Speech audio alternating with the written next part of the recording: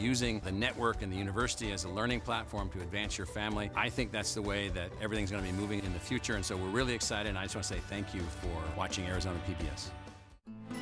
Coming soon to Arizona PBS. I'm Ted Simons, host and managing editor of Arizona Horizon. The 2018 election season has arrived. Join us for primary and general election debates. Right here, meet the candidates and hear their positions. Arizona Horizon, your source for what matters most this election season. Only on Arizona PBS. Coming up Thursday, it's the Democratic and Republican candidates for Superintendent of Public Instruction. Support for Arizona PBS comes from viewers like you and from AARP in Phoenix thinks today should be your day. So get active and help keep Phoenix in motion, or get involved in improving your community. Take on today and every day. Learn how at aarp.org/Phoenix. From the Cronkite Studios in downtown Phoenix, this is Cronkite News. Coming up on Cronkite News, the Maricopa County Recorder faces a barrage of questions about voting problems in Arizona's primary. And NASA was successful in their final parachute landing test. Plus, Hurricane Florence is now a Category 3, but the life-threatening possibilities still remain the same. Cronkite News starts now. Good evening and welcome to Cronkite News on Arizona PBS. I'm Jennifer Alvarez. And I'm Bryce Newberry. Thank you for joining us. Polling places not set up, delays in opening, just some of the problems voters experienced in last month's primary election. Today, Maricopa County Recorder Adrian Fontes spoke about those issues, and Alexa Avila joins us with his next steps before the general election. Fontes was very adamant that he cannot guarantee that there will not be issues when people go to the polls in November. He can, however, guarantee that the contractor who was hired to set up some election machines will be replaced with a Maricopa County employee. They have also started reaching out to facilities all over Maricopa County to make sure they can have more broad access to the property beforehand, to make sure that these issues do not occur again. Number one, we're not going to use that contractor in November. So the problem of the contractor has been solved insofar as that's concerned. All right. Number two, we are going to be using as many resources as we can from other departments in the county as well. Locations failed to open on time back on August 28th. The check-in equipment used to verify voters' identity had not been set up, and this left some voters unable to secure ballots for hours. A request was made to keep the polls open longer to accommodate voters, but the Maricopa County Board of Supervisors refused to make that request. Fontes says his office's legal team will take on any challenges brought by the candidates. I don't get to decide who sues me or if they sue the county. I hope that folks will be able to take a sober look after we've got all of this information put together about whether or not this is something that is actionable against the county or other parties, or actionable at all. Fontes also says there will be voting centers open in November as well, where anyone, regardless of precinct, can vote. In the broadcast center, Alexa Avila, Cronkite News.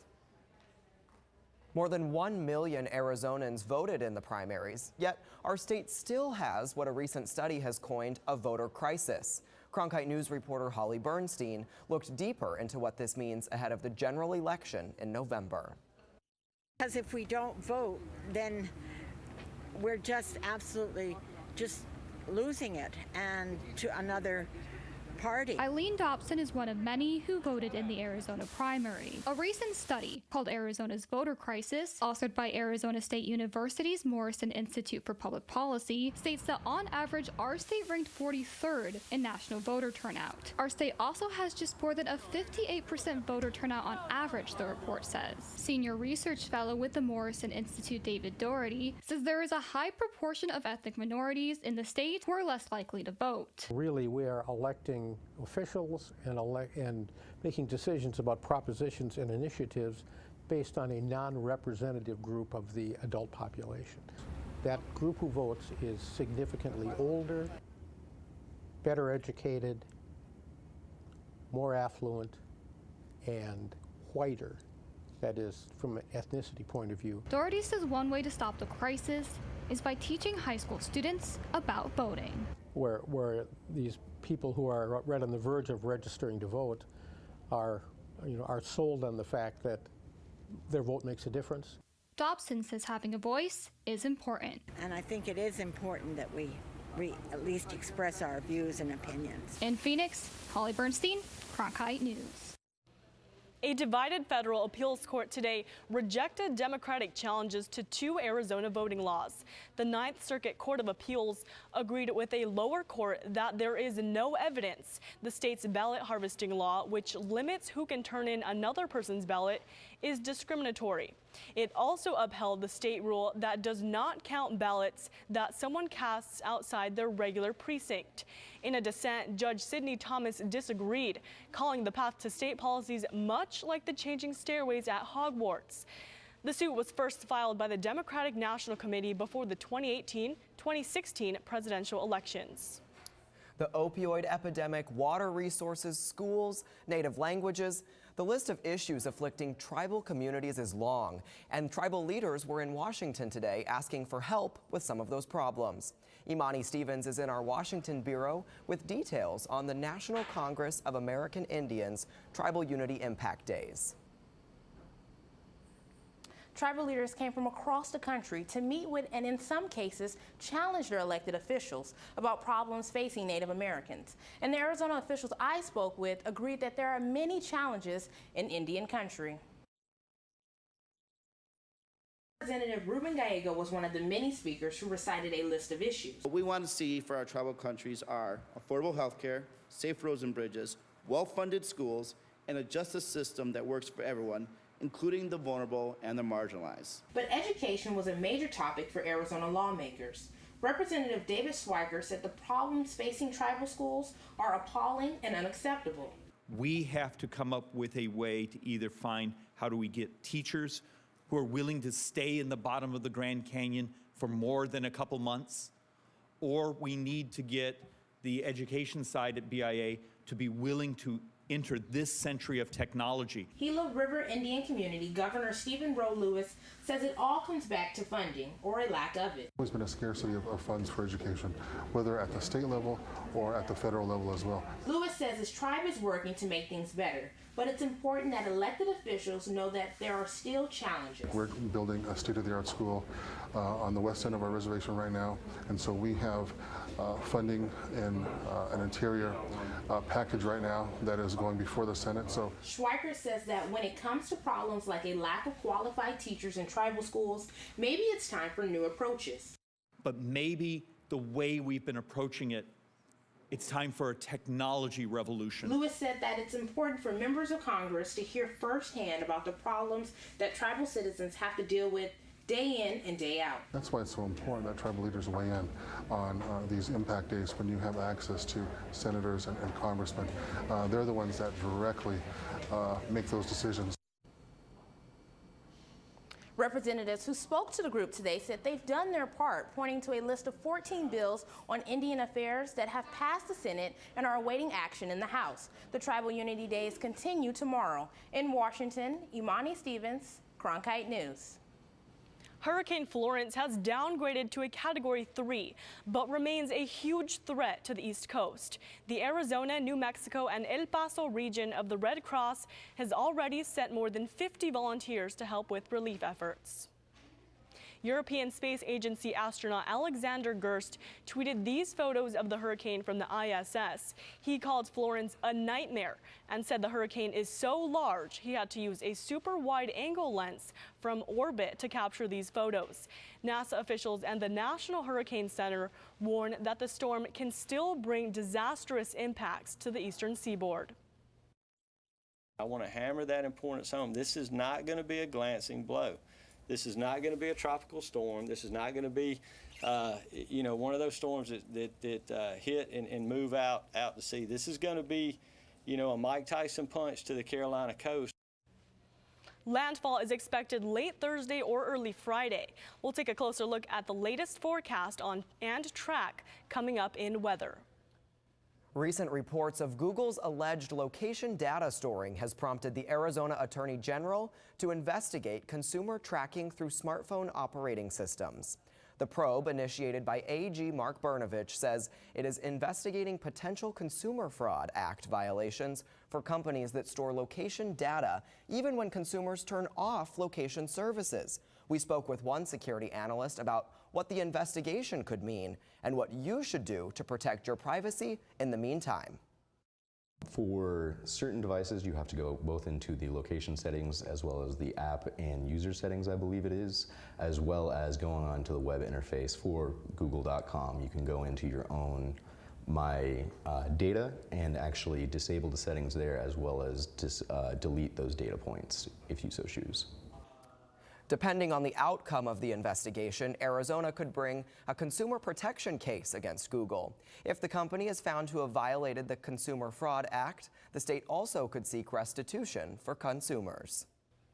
Meanwhile, Apple has revealed its newest tech gear in a highly anticipated release today. There are 3 different iPhones and a new version of the Apple Watch. Apple named each phone the iPhone XS, the XS Max, and the XR. Apple says each phone has new cameras, Retina displays, and more durable glass. But it all comes with a cost. The Max will sell for about $1,100. Not everyone can make it into a classroom to finish their degree. And coming up on Cronkite News, the opportunity to finish a degree in the comfort of your own home is on the rise. Plus, wider sidewalks, new shade trees, and cutting back traffic lanes. Details on the plans to make downtown Phoenix more walkable. Join Emmy Award-winning CNN anchor Anderson Cooper as he receives the 2018 Walter Cronkite Award for Excellence in Journalism. Attracting industry leaders from the media, politics, business, and education. The award luncheon is the Cronkite School's signature fundraising event. Tickets for the luncheon ceremony on Wednesday, October 17th at the Sheraton Grand in Phoenix are available for sale at cronkite.asu.edu/luncheon or call 602-496-0482. I'm Judy Woodruff, anchor and managing editor of the PBS NewsHour. The journalists of tomorrow face a fast-changing media landscape, but quality news remains vitally important to our communities, our country, and our world. At ASU's Walter Cronkite School of Journalism and Mass Communication, students learn solid, reliable reporting, holding the powerful accountable, and rebuilding the public's trust. The Cronkite School and Arizona PBS, preparing the next generation for a stronger future of journalism. As journalists at Cronkite News, we report on stories that matter to you by focusing on the local impact. We dig deeper and work tirelessly to keep you informed. Live in Wickerburg. Live in Los Angeles. In Cleveland. In Washington. In Louisville. From Jerusalem. Live in Philadelphia. From around the world to right here in Phoenix. At Cronkite News, we report the facts and stick to the truth.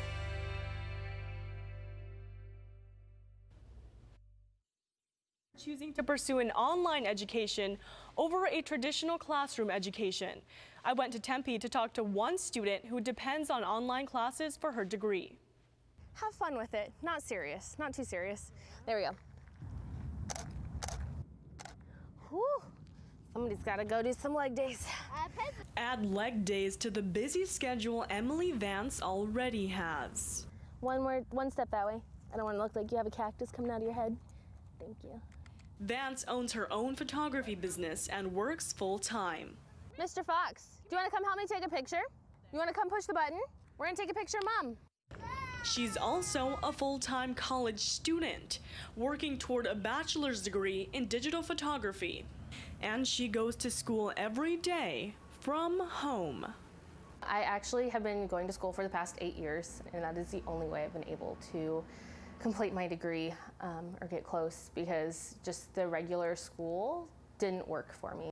Going to class in that structured routine, I didn't like it. So one more year left, hopefully. And she's not the only one pursuing an online education. Over 5.8 million students are taking online courses across the U.S. And at Arizona State University's online program, there's been a 60% increase of online enrollment since the 2016 school year. When you're studying online, you're learning to interact and engage with people at a distance that will serve you in your lifelong career forever. Vance believes the flexibility and accessibility of online classes serve her perfectly as well. It's the only way I can finish my degree because just with my crazy work schedule, I can't have a normal class schedule. And for those thinking about starting an online degree, Vance says to just take it one step at a time. So just take one class. You don't need to go full time. It's not a race, especially if you have a career or kids or just a busy life. It's okay to take 8 years to go to school. And she can't wait to finally earn that degree. So now that I can see that the end is in sight, now I'm like, okay, we're gonna do this. Let's just max out however many credits I can take per semester and get it done, because I'm ready. There are over 150 degree programs, both graduate and undergraduate, offered at ASU Online. And with an influx of on-campus students in downtown Phoenix, the city is following a national trend in making the area more friendly to pedestrians. As Charisma Sandoval reports, one Valley community says improvements to sidewalks and storefronts are building community and the local economy. Drivers rule the road, except for a few blocks along 1st Street in downtown Phoenix. The city widened sidewalks, planted 125 shade trees, and the street narrowed to one lane between McKinley and Moreland Street. Neighborhood leader Vermone Pierre said residents now have the space to talk to each other without the interference of heavy traffic. We have sidewalks and benches and other places that we can participate in and invest in, and I just encourage us to continue to tell that story, to continue to build a downtown community that we love so much. City officials hope business storefronts catch the eye of customers walking by. A study by George Washington University found places with high levels of walkability see an increase in revenue and spending. Cameo Wilson says that's the reason she just opened a walk-up window on 1st Street, where she sells smoothies and fruit bowls. It's really convenient for people to just be walking down the street on this nice new sidewalk with tons of new parking. Improvements have attracted more businesses and a steady flow of customers, says Jim McPherson, a member of the local neighborhood association. You now have spaces that are now filling in. There's an increased interest, like this building here, of coming in the community. Pierre believes this project helps the Roosevelt community. This is a community that's creative, that's inclusive, and that's connected. Phoenix is joining cities like Detroit and Los Angeles in the top tier of metros, claiming the changes are enhancing pedestrian life and boosting economies. In Phoenix, Charisma Sandoval, Cronkite News. Deputy City Manager Mario Peniagua said they are considering 3 other projects like the 1st Street improvements in Central and North Phoenix. Arizona is no stranger to NASA testing. And this morning, some special spacecraft parachutes were deployed in Yuma. Coming up on Cronkite News, details on the desert touchdown and hopes of sending another mission to the moon. The first day of fall is only 10 days away, but it may be a little bit longer before we start feeling the effects of fall here in the valley. I'll tell you just how hot we're going to get this week coming up. I'm Ted Simons, host and managing editor of Arizona Horizon. The 2018 election season has arrived. Join us for primary and general election debates.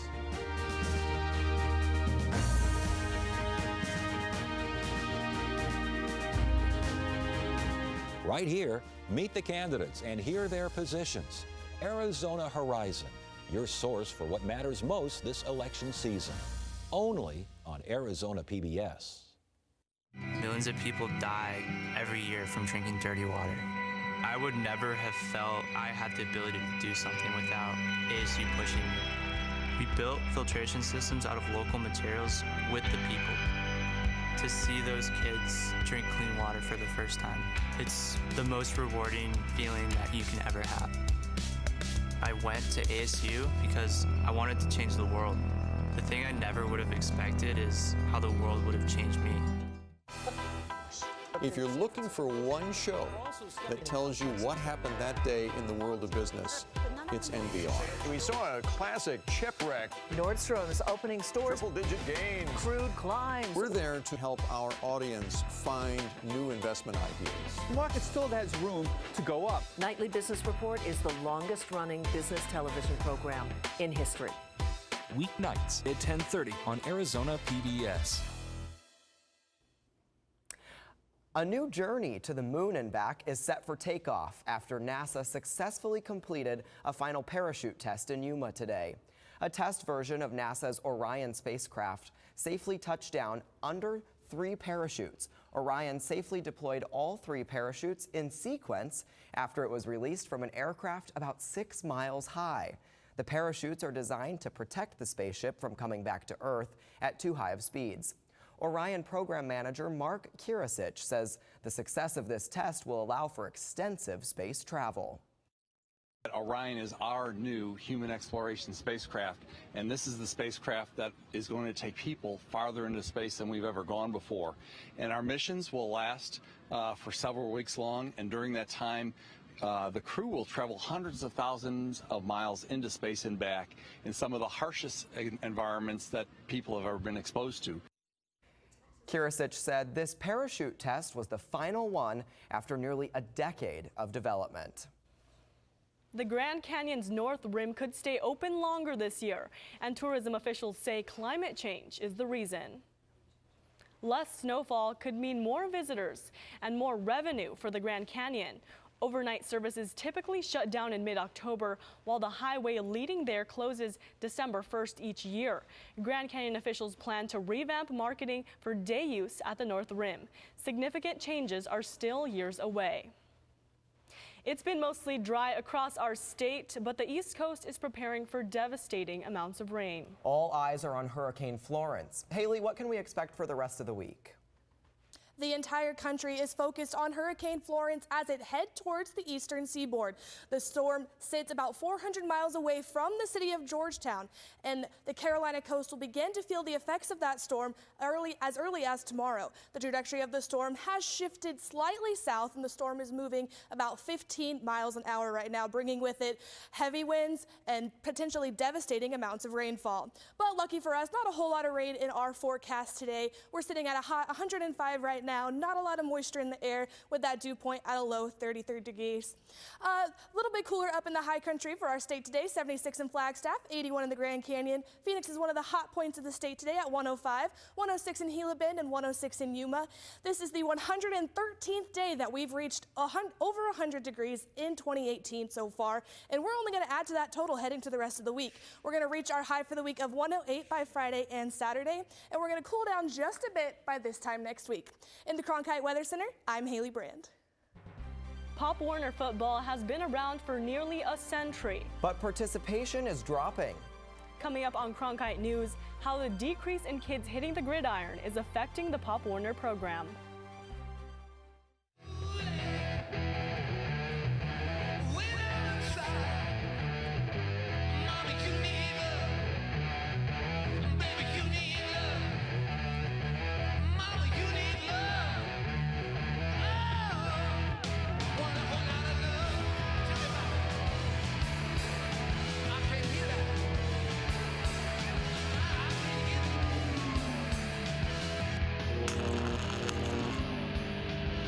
I'm Matt Berry, ESPN Sports Center anchor and graduate of ASU's Walter Cronkite School of Journalism and Mass Communication. With its bachelor's and master's degrees in sports journalism, the Cronkite School is preparing the next generation of sports journalists to tell stories that matter, stories that excite, inspire, and inform. Cronkite immerses students in covering sports at all levels in one of the country's top sports markets. It's this hands-on experience under the guidance of award-winning sports media veterans that shape the top journalists of tomorrow.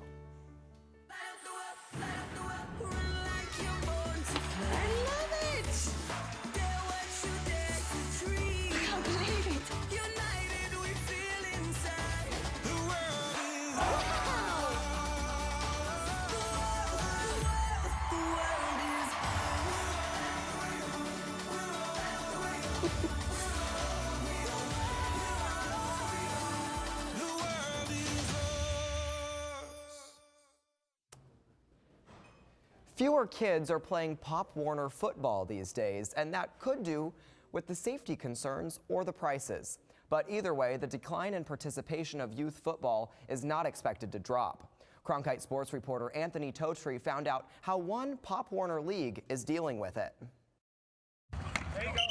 Far West Pop Warner in the West Valley said they typically field 15 to 20 teams. This season, they only have enough players for 11 squads. We try to be as safe as we can. I mean, we've been around 90 years for a reason. We're always in the forefront of trying to do things right, especially in this time of day and age. Our sport is under fire. According to the Sports and Industry Fitness Association, there's been a nearly 5% drop year over year nationwide in the number of kids ages 6 to 17 playing tackle football. Less participants means less money coming in, which makes it difficult to pay for all the necessary aspects of youth football. Fields cost a ton of money. They're very expensive, and if you have them at night, you're paying for not just the fee of the field, but now you're paying for the lights of the field as well. For years, Far West Pop Warner has rented out 2 full fields here outside State Farm Stadium for both practices and games. However, this is the first season that they will only use these fields for practices, and that's because the rental price is equivalent to registration for roughly 30 to 40 kids. Those youth fields were costing us upwards of $10,000 every year. Aside from fields, the $300 average registration fee per person also goes toward insurance, referees, lights, and a handful of other essentials. Far West Steelers coach and parent Vince Del Ponte believes that Pop Warner's rule book takes the necessary steps toward keeping kids safe. Safety is not an issue, and that goes back to the rules with Pop Warner. Because of these rules, we're not going to do some of the stuff that's going to get the other kids injured. Despite youth football leagues making an effort to implement safer rules, the SFIA projects that participation in youth football will continue to decline over the next 5 years. In Phoenix, Anthony Totri, Cronkite News. Cronkite News is proud to be the news division of Arizona PBS. Here's what's coming up on Arizona Horizon and PBS NewsHour. On the next Arizona Horizon, a new study takes a look at the rise and the impact of ride-hailing services like Lyft and Uber. And we'll hear about an upcoming summit on aging well. That's the next Arizona Horizon. I'm William Brangham. On the next NewsHour, Miles O'Brien flies with researchers into the eye of Hurricane Florence. That's Wednesday on the PBS NewsHour.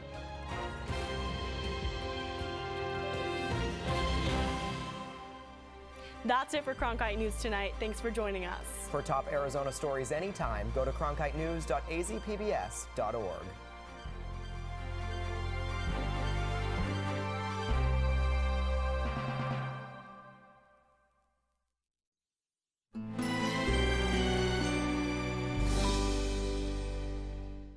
The Iceman. He was found in a glacier, frozen in time for 5,000 years. An ancient murder mystery. You can't help but ask the question, what is his story? Secrets hidden in his genetic code. We're rewriting the history of humankind. Now, science is bringing him back. We have to turn this thing from plastic to flesh. Iceman Reborn.